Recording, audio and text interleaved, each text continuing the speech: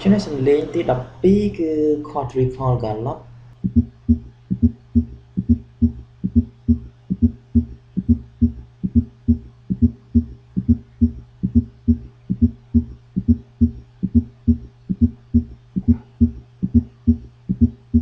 ដែលយើងភាគច្រើនឃើញវាសំឡេងវាមានជា S4 ហើយ S1 បន្តមកបាន S2 ហើយបាន S3 ហើយវាច្រើនវានៅក្នុង heart failure ហើយនៅពេលដែល gallop នេះ increase rate វាធំជាង110 S3 S4 វាចាប់ផ្ដើមនៅក្បែរគ្នាវាពិបាក distinguish នេះគេហៅថា summation gallop គឺជាប្រភេទ gallop មួយប្រភេទទៀតដែល heart rate របស់យើងវាធំជាង110យើងនឹងឮ gallop ប្រភេទនោះតោះមកយើងសំឡេងទី13គេហៅថា S3 ventricular gallop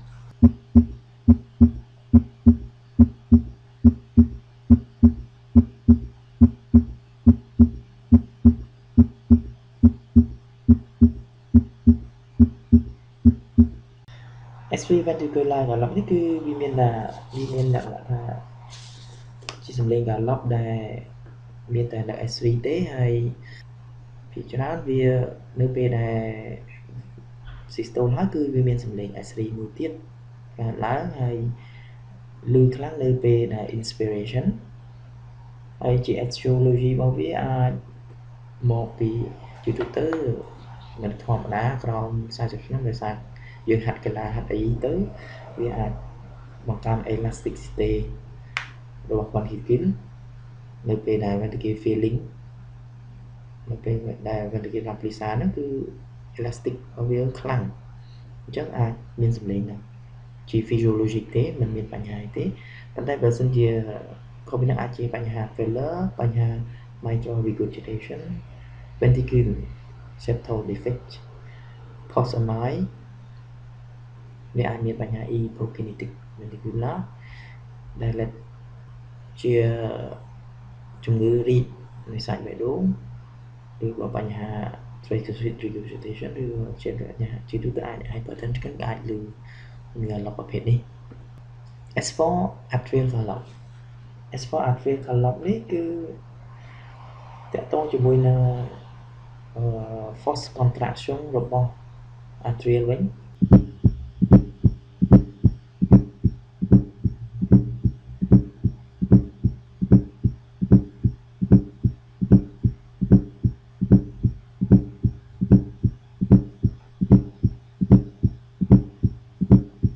គឺនៅពេលដែល atrial ប្រឹង contract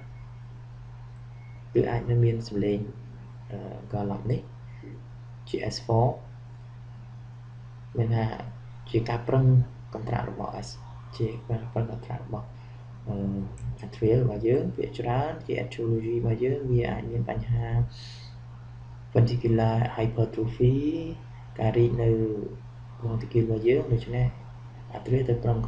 contract ដើម្បីបំពេញដោយសារវារឹងវារីកហើយវាមានលក្ខណៈរឹង ventricle អញ្ចឹង atrial ទៅការប្រឹង contract តិច long standing hypertension aortic stenosis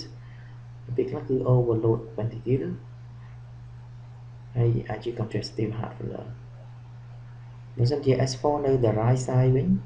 នៅខាងស្ដាំវិញជា atrial right atrial វិញវាអាច pulmonary stenosis pulmonary hypertension ឬក៏ right side MI ចូលមកដល់សំឡេងទី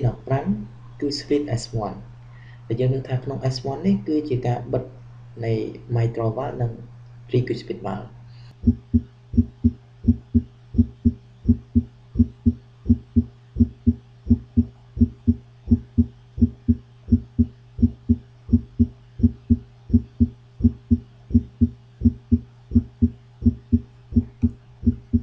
អញ្ចឹងជាទូទៅជា breath restriction គឺ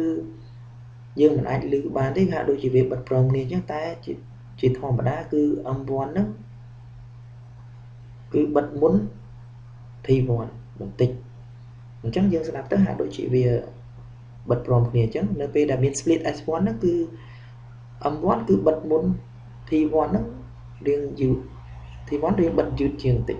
អញ្ចឹងធ្វើឲ្យយើងឮសំឡេង M1 ផង T1 ផងនៅក្នុង pathology ជាទូទៅអាចអ្នកខ្លះ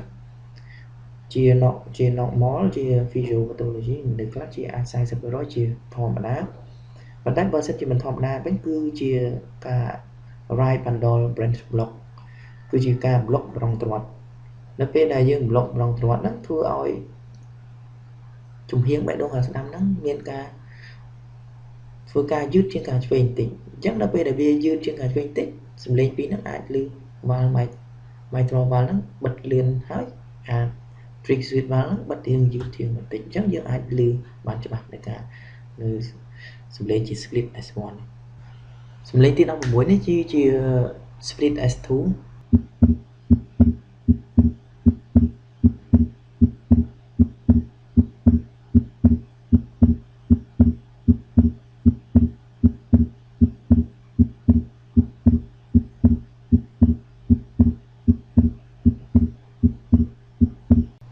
ដែលយើងដឹងថា S2 គឺជាការបិទនៃ pulmonary valve និង aortic valve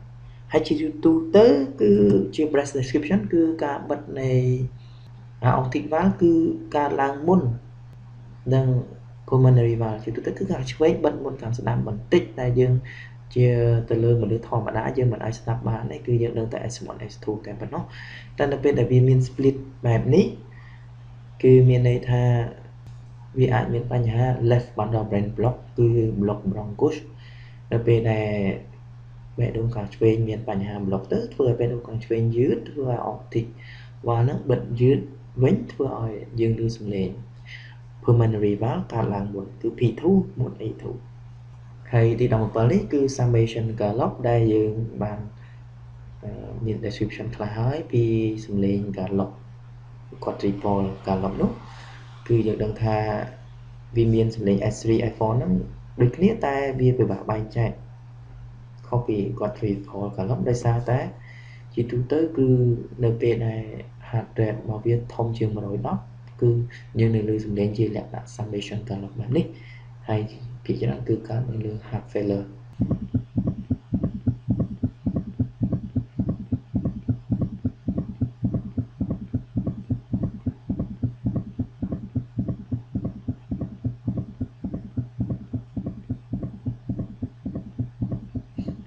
ទី18គឺ tricuspid insufficiency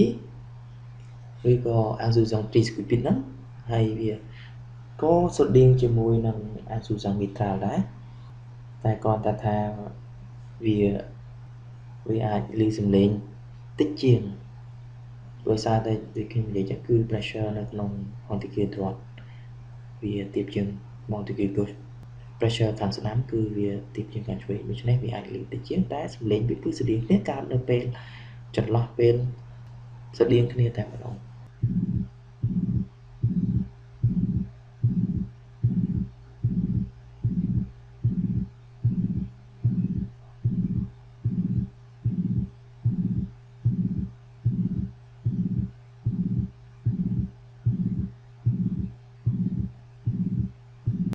នេះជា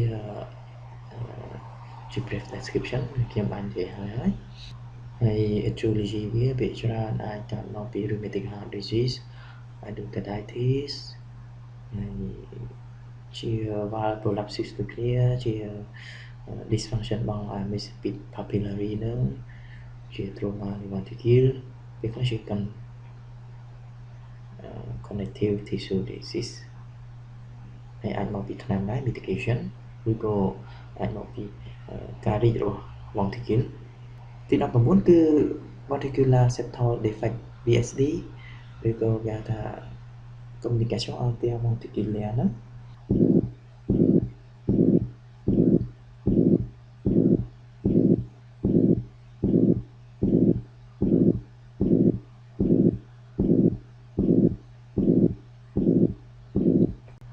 ហើយទូទៅនៅពេលហ្នឹងវានៅពេលដែល ventricle contract វាមានឈាមរត់ពីខាងស្ដាំមកឆ្វេងគេហៅថា radiation នៅពេលហ្នឹងជាការ compensate បានហើយនៅពេលដែលជំងឺនេះនៅពេលដែលយូរតិចទៀតទៅអាចពេលដែលវាចំបាច់មកខាងឆ្វេងយូរ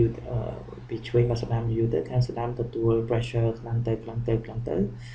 នៅពេលហ្នឹងខាងស្ដាំប្រឹងចំបាច់ខ្លួនឯងដែរអាចដល់ពេលវា decompensate អាចពី option bidirectional ឬក៏ option broad course គឺមានបញ្ហាធ្ងន់ធ្ងរសាច់ទៅហេតុនោះចាប់ដើមខូចខ្លាំងទៅនោះ